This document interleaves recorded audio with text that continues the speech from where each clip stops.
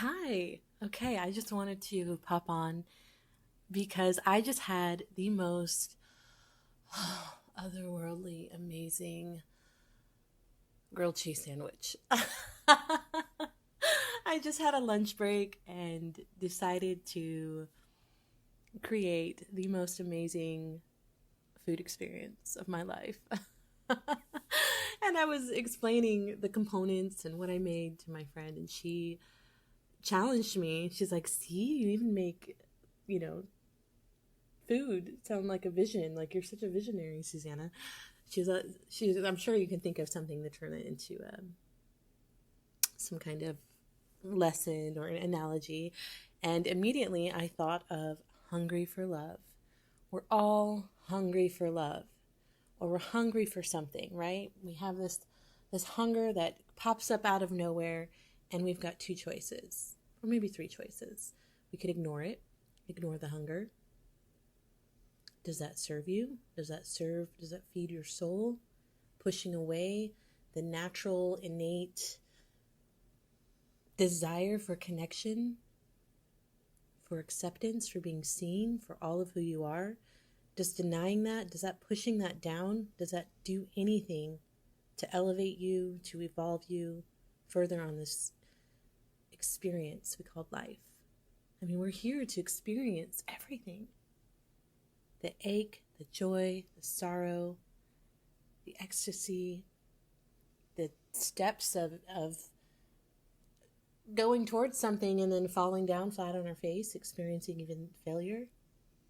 Of course, there's no such thing as failure, and I have to remind myself of that daily. But I want to talk about being hungry for love. We can either deny the hunger, turn a blind eye to the innate need for being seen and known, accepted, and held. Or we can opt for quick fixes. We all know what those are. 2 a.m. text, "Hey, what's up? What are you doing?" That's the equivalent of hitting a McDonald's drive-thru. And I know so many of you are awake to that bullshit. Fast food is not fast food. No part of drive-through quote-unquote food nourishes your body, feeds your cells, fuels you, gives you energy. It's all death. You're literally ingesting death. So we can apply that quick fix for eating something, processed food, chemicals, everything that actually is the opposite of life-giving. You can choose that. Apply that to the same principle of love. The quick fixes, the booty calls, the validation from strangers, or I don't know, I've been in hermit mode for so long, but I am guilty of, in the past, I've definitely, settled for a quick fix. And every single time I end up feeling left empty and like I've lost a part of myself, I remember when my kids were little and we were making a craft, and I cut out a heart. You fold the construction paper in half, and I cut out a heart, and in the moment it just came to me, and I said, "You know what? Here's your heart. Whole, beautiful, shining, glowing." Every time, and they weren't like little kids, they were like middle school age, and middle schoolers talk about, they have their conversations with their friends. But I'm like, every time you give your body away to another, and I tore a little piece of that heart, just threw it in the air. You fracture yourself, you fracture your soul, there goes a part of you. Tear off another piece, and there goes another one. And I've never hidden who I am with my children. I've always been transparent and just fully me, because if I can be a living, breathing example of what living life looks like, the good and the bad, the perceived flaws, the things I'm not proud of, the things that I am proud of, then good. Then I'm glad. I'm glad that I can be one person in their lives that they can look at and see reality, because that's what it is. Living is reality. Falling down, picking yourself back up, learning, taking a few steps backwards, rocketing forward, making mistakes, being impulsive, being loving, being empathic for others, self-sacrifice, being selfish, all of it. It's all the experience. But I digress. Let me go back to fast food. So it just feels like every time in my past where I've settled, and there's different degrees of settling. I mean, there's the blatant ones where you know, like, this is just sex. This isn't anything. And I'm not someone who does that anymore. I have done that in the past. But it just leaves you feeling worse off, than before. And I just really think that people today, especially today, are more hungry. They're like ravenous for something good, for something unique, for some true, because that's what true connection is. It's unique. It's unlike anything else you've ever experienced, right? So, and I didn't plan this out. I'm just talking off the cuff right now, so please bear with me.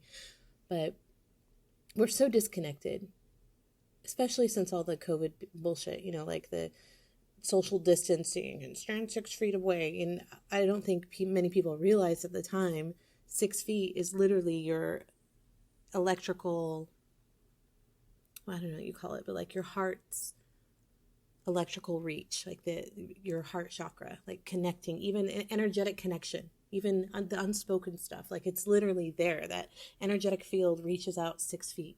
So disconnecting us from one another has really left society in a state of just loneliness, emptiness, unfulfillment, isolation. We're not meant to do life alone. And I don't even mean that just romantically. I mean that like as humans, as this human experience, we're all interconnected. But when we self-isolate out of shame, fear, pity, safety, whatever label you want to slap on it for the reason behind isolating, that just compounds the sadness and the loneliness. And then when you're in those lower choices, right, lower vibrational frequencies, and you turn to coping mechanisms that further heap shame upon you, whether it be emotional eating, porn, I don't know, just shame-inducing things, drugs, alcohol. And it just seems to spiral downward quicker and quicker. But turning back to the quick fixes for love, when you're hungry for love, and we're going to use the analogy of my sandwich that I built today because it was so fucking good. Oh, it was so good. It took a unique set of circumstances for me to create this fulfilling, taste bud, tantalizing piece of heaven on a plate.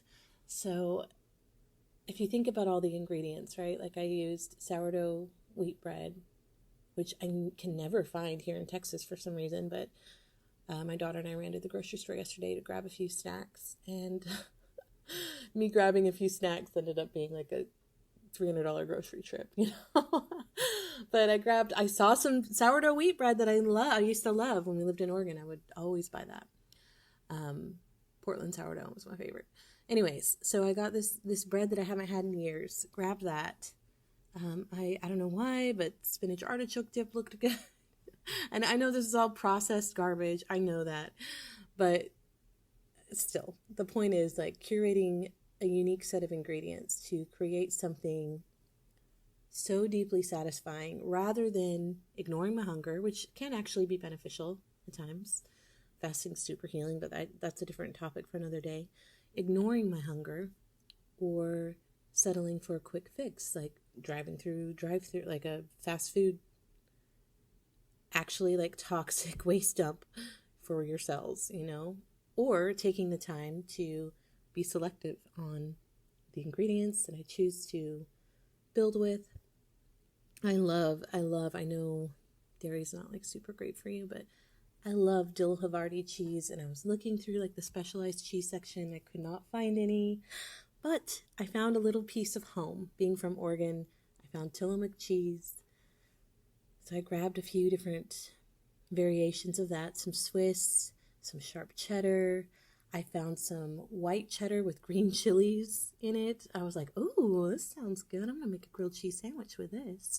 I grabbed some shredded Parmesan. That was yesterday. But today I'm like, I'm hungry. I'm ready for lunch. Oh, grilled cheese sounds so good. I think I'll just make a half a sandwich. So I made a half. So I cut my sourdough bread in half. I like to melt the butter in the pan and then dip the bread in the melted butter on the outside and then sprinkle like garlic powder, some sea salt, a little bit of Italian seasoning, and then press some shredded Parmesan to the outsides. So the outside of the sandwich has that like crispy, crunchy Parmesan, buttery, flavorful crunch to it. And then this time I did something different because I had in the fridge that container of Parmesan spinach dips artichoke dips staring at me. I'm like, ooh, let's try something new. And so I spread a little bit of that on the insides of each slice of bread before layering in all the different cheeses that I put them all together. And I did my thing, made my sandwich, and when it was done, I had an heirloom tomato sitting out from a local farmer. And I was like, oh, I'm going to put some tomato slices in there. Sliced me up some nice thick tomato, opened that gooey, ooey, cheesy goodness up and slid some tomato slices right smack dab in the middle. Sat down, took my bite, and it was heaven. Oh, and then another piece of the thing. I know this may gross some of you out, but for breakfast, I had made like a variation of avocado toast, like a caprese. So I had, I just love sourdough bread. So I had my sourdough toast, and then I had, sliced up some avocado, sprinkled some everything seasoning, chopped up some of that heirloom tomato, threw that on there. I had some mozzarella pearls, threw that on there, balsamic reduction, a ton of that on there, and basil, lots of basil.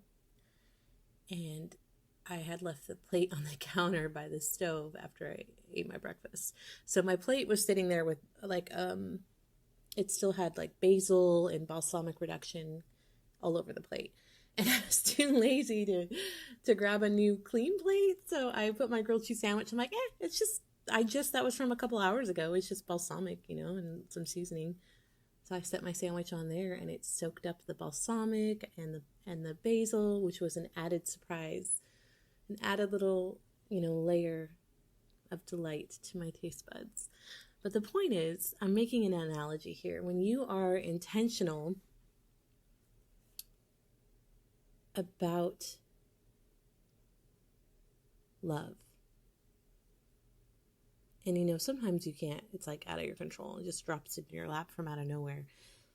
But when you're intentional and you have experienced enough of the toxicity from your past and you know what you don't want, you're like, okay, not doing that again.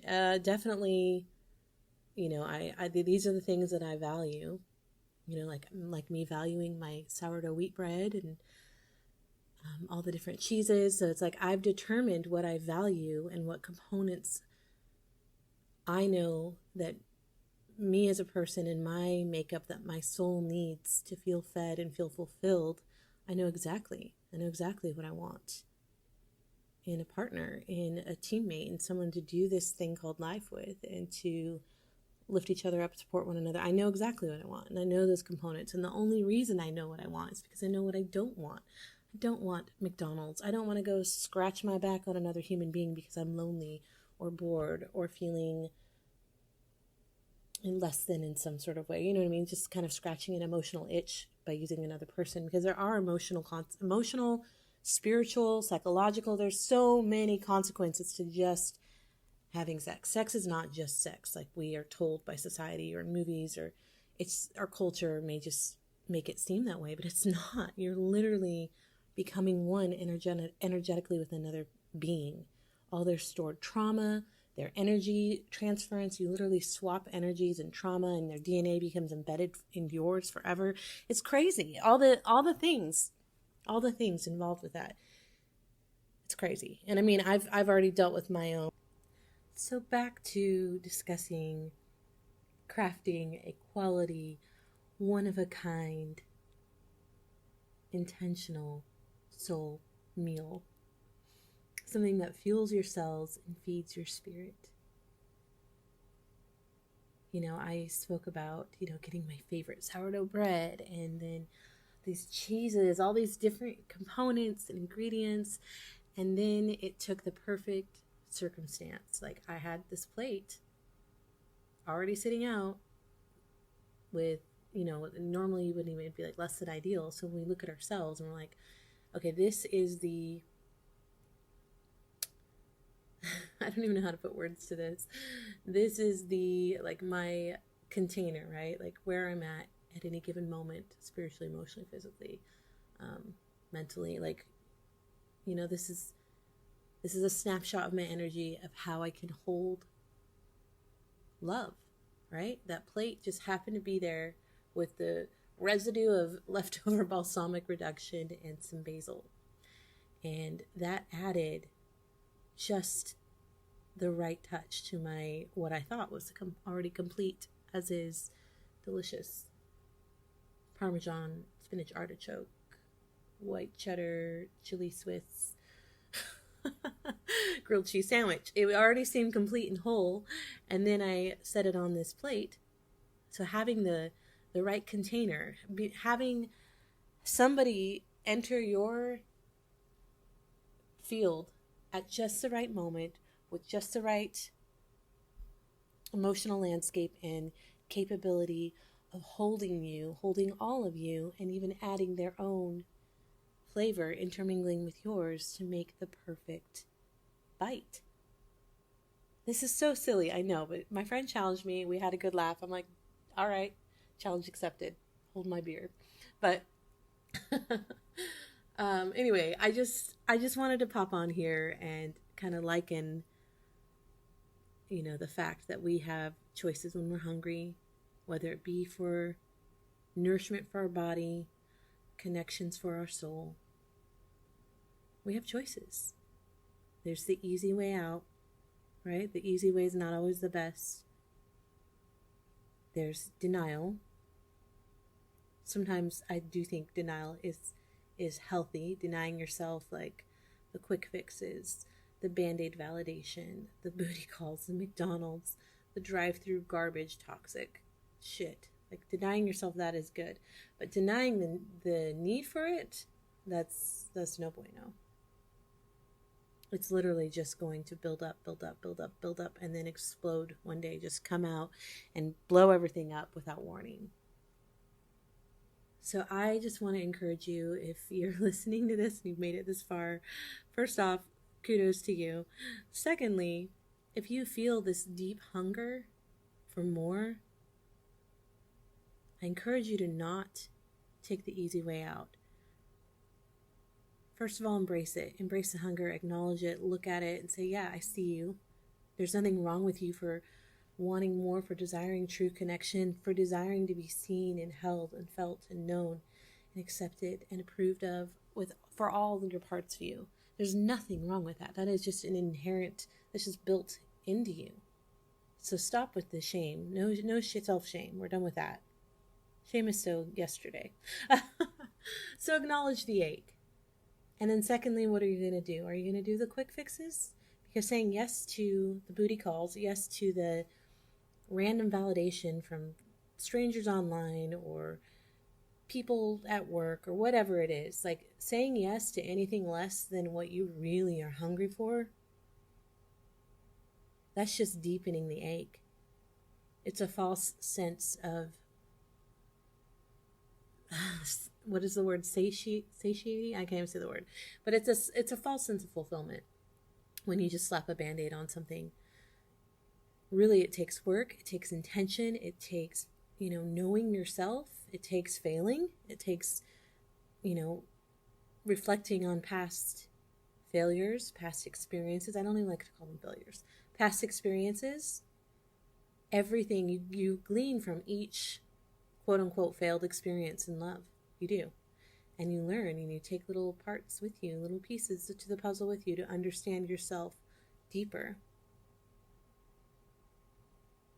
So reflect back on times when you fed that ache with something convenient, or you fed that ache with something false. Maybe you thought it was true connection and it ended up not being. I've been there too. But there's still something you could take away from that. Because you can look at yourself and say, okay, why did I mistake that for something real? What in me ignored the fact that that was just plastic crap and not the real deal? And then you can, uncover another layer about yourself. So there's always value in every experience. I'm not here to shame anybody for their quick fixes. I do want to shed a light on the fact that we're all hungry for deep, real, true connection. What is love if not connection? What is love if it's not looking at another person and saying, I see your soul, you see mine. And I'm not flinching. I'm not running and hiding. I'm right here. So keep expressing who you are. I can handle it. I can hold it. I'm that plate of balsamic reduction and basil, and you just keep pouring yourself out, and I will pour myself out, and we will make this one-of-a-kind creation together that has never been felt or tasted or seen before.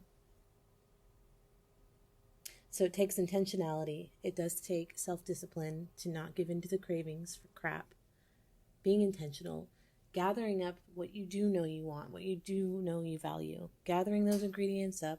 And then the part that you don't have control over. The other half, the other side of the connection, if they have the proper container to hold all of who you are and add some to it. Add themselves to it. And together, when you just mesh your energies together, you mesh your souls together, it feels like magic. It feels like a party for your taste buds. No, but really, it's just something totally unique, one of a kind, never before experienced. I don't even think I can replicate what I made today. It was so fucking good. But my point being, don't settle. Don't settle. And when something surprises you, like my sandwich surprised me today, savor it, enjoy it, don't cling to it. I can't wrap that thing up and save it for later and save it for a rainy day. It's not going to be the same. The same goes with connection. When you happen to accidentally make a beautiful creation in collision with another soul, just enjoy it. Ride it out. Be grateful. Be grateful for the taste you experience and grateful for the lessons you take away from it. So I encourage you today, if you're hungry for love, if you're hungry for connection, start taking the steps to knowing yourself deeper. Gather up those ingredients, curate your one-of-a-kind recipe, and trust the universe to deliver the rest. It's usually out of nowhere without you even looking for it. If you're feeling discouraged today and you feel like you'll never know that feeling, or you've had that connection, now it's gone, I believe we get multiple opportunities with soul.